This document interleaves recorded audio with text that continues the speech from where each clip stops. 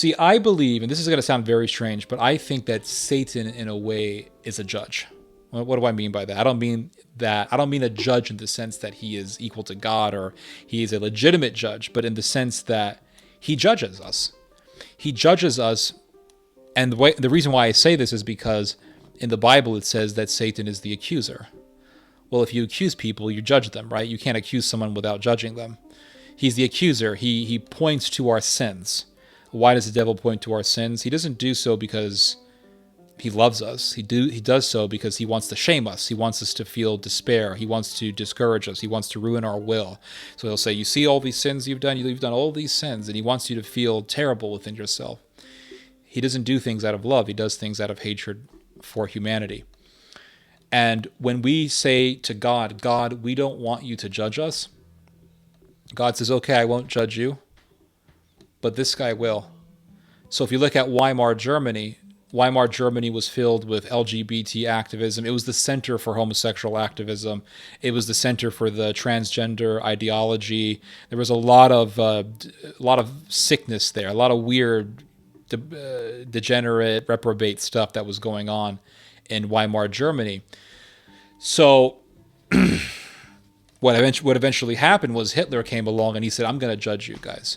So all these people who were living in Weimar Germany who were supporting this evil, who were supporting Sodom, they were basically telling God, they were throwing their fist at God, waving their fist at God, saying, God, you're not going to judge me. Okay. Someone else is going to judge you, and he's not going to be nice. So Hitler comes along and he judges them. And not only does he judge them, but he judges the whole of Europe. And he judges Poland. He judges all these people. And part of his judgment was what? Murdering millions of innocent people. Murdering millions upon millions of innocent people.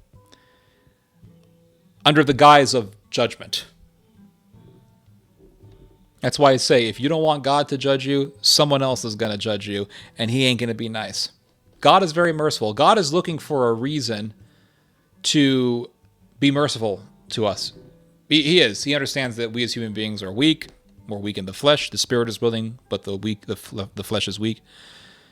So he wants a reason to be merciful with us. But if we say, God, we don't want to be judged. We don't care about your judgment. Okay. Here's Hitler.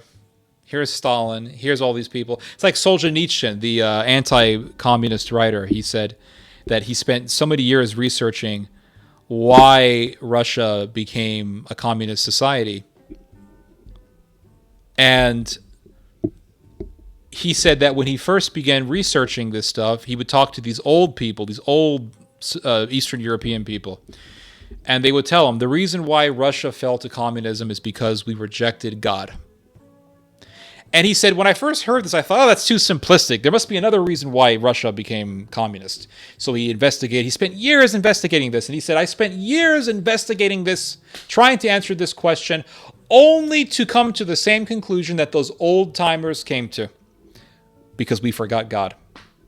So we forgot God. We went into Bolshevism, atheism, Marxism, all this bullshit.